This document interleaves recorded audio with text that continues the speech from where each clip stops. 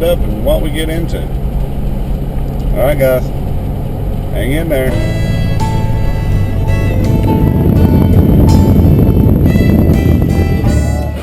What are you doing, Grizz? You don't reckon that snake climb up and caught with you, do you? I don't care if it does or not.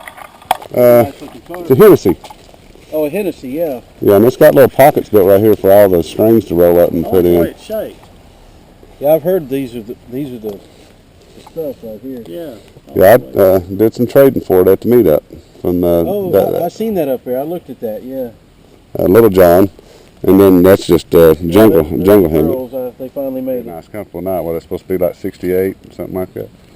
Past couple nights up in this neck of the woods, it's got down like 64 and 65. Oh, okay. That's even better. Yeah. Good job. So what do you call that thing you're making? I don't know exactly. Somebody said it was like a stave reel, and it's mainly like a hand reel. Oh, and see how it kind of looks orange right there? Oh, yeah. It's got a light bottom, and over there it kind of has a light bottom. You see them little dark depressions? They're shaped like bowls. And then bluegills, they'll get in there and they colonize. Whenever they spawn, a lot of times, they'll spawn in colonies. It'll be like 5 or 10 or 15, or if a big bed will have 100 fish on it. And those little depressions is where they lay their eggs. They'll get down there and they'll fan with their tail and blow the silt away to where they can get down to the gravel, and that's what they lay their eggs in. Yeah, it ain't bad at all. No. That's the first time I ever tried cattail. It reminds me a little bit of when you eat watermelon and you get down close to the rind. Right, yeah. Yeah. Yep, that's exactly I knew what that was, but I'm like, I couldn't, and you hit it right on the head. Yep, exactly what it tastes like. Now, what'd you call it? Duckweed? I believe this is duckweed. I believe. Growing on the pond here, so we'll see what it's supposed to be edible. We'll see what it tastes like. It's just really has no flavor. It's just kind of mealy, like what's that cream of wheat stuff, you know? It's not cooked well enough. Doesn't really have a taste to it. Most things like that don't really have a taste to them. Yep, there's one right there. Nice. Now, a lot of times I got to chew on a dogwood limb to get the old sour taste out of my mouth after I eat them, though. I don't know, I ain't studied much on it. I haven't either. That's another big old black snake right there. Oh, yeah. Big old monster.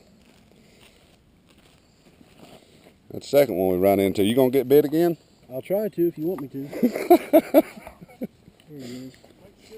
There he goes. There he goes. Look here, they come in and bulldoze the place or clean it out or you know, dig a road or something. They'll come in and plant this along to keep it grows fast and covers the soil so that it doesn't wash away as much. Oh, okay.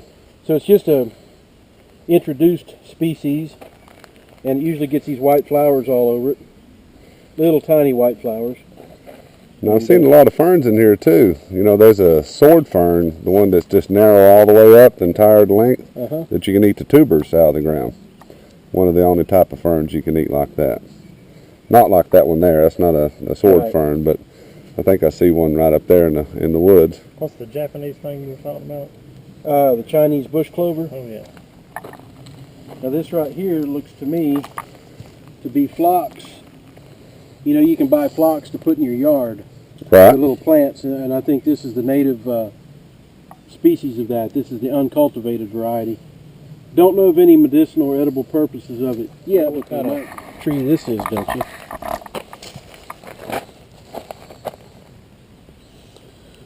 Notice that star-shaped leaf? It kind of looks like a maple, but kind of looks like a maple. But the bark's wrong. Right. This here? Sweet gum? Sweet gum. Yep. That's the sweet gum. Acorn. Yeah, sweeter nut. Now, is it true that the oak tree only bear every 3 years? No, it's the white oak. Let me make sure I get this right. The white oak bears every other year, and the red oak oftentimes bears fruit every year. Okay. You know, I think I read somewhere that in the Civil War they'd actually boil hickory roots to get salt. Could be. Could be.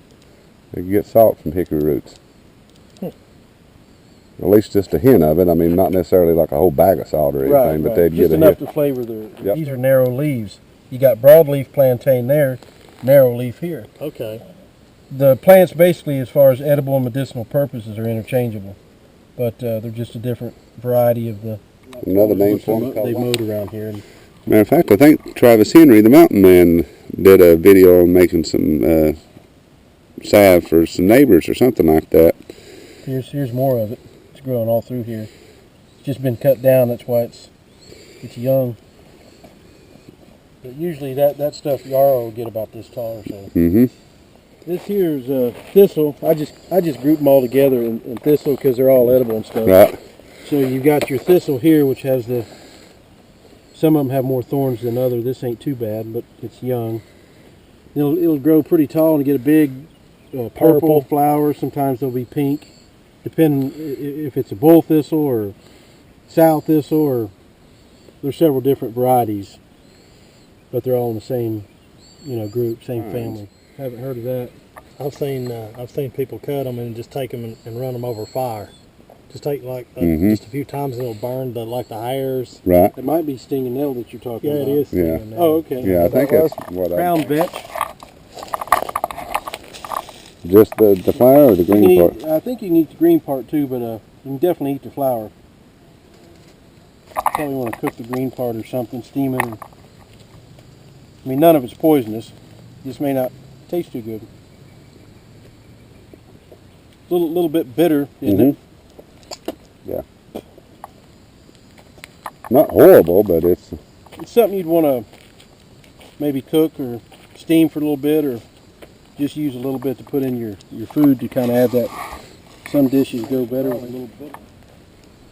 And you can, well, you said you can make tea from that. So. Yeah, roast the leaves down or air dry them, and they call it Black Mountain tea. Black Mountain tea. Here's another white oak. Do you crush them or anything? Or just steep them, just just steep them. Now, common feature to some of these white oaks, excellent firewood, even when it's green. And they used to use white oak and split it down and make those baskets. Mm-hmm. A lot of the pioneer women and I guess the men also. Well, it makes some of the best lye too. Yeah, the ashes make really good lye. But that's when it's green, it's real flexible, and they would split it down and make the white oak baskets, the old picnic baskets and pack baskets, whatever. They make an excellent basket.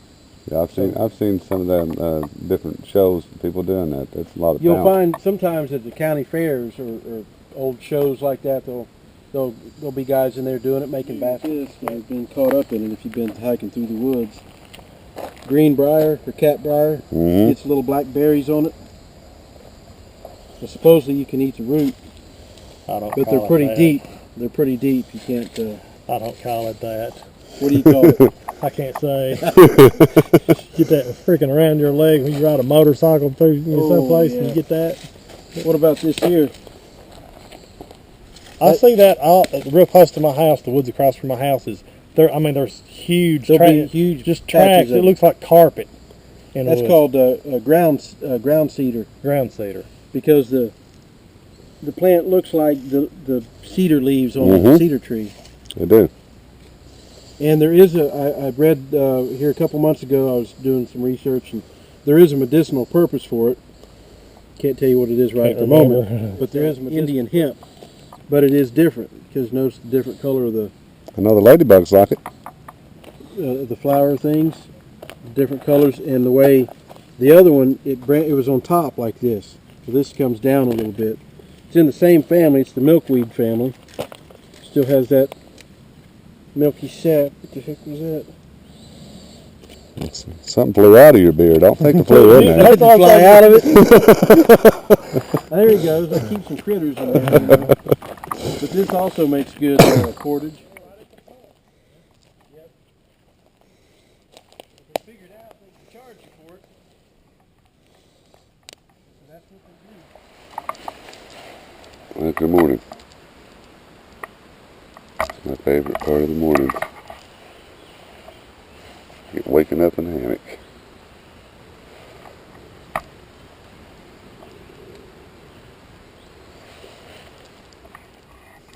Come on, buddy. Alright, good morning, guys. Another great trip. Having me some coffee here this morning. Right here with my newfound friend.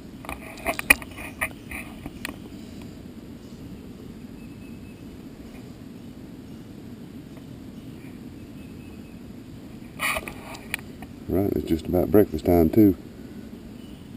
Slept really good in the hammock. I think I've mastered it, Bob. I do think I've mastered it. Didn't fall.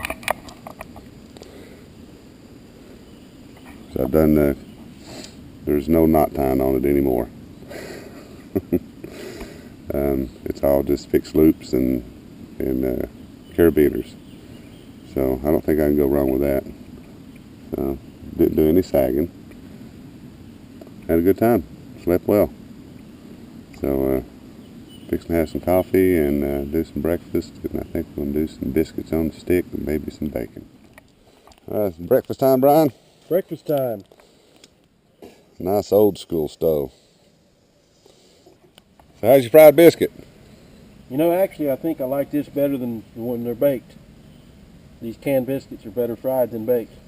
Well, we had a little bacon grease in there too, didn't we? Well, yeah, that helped. It's good. Flavored it. Flavored it. Yeah, that's good stuff.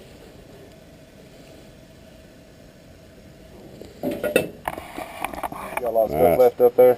No, I got my tent. Sleeping roll, that's it.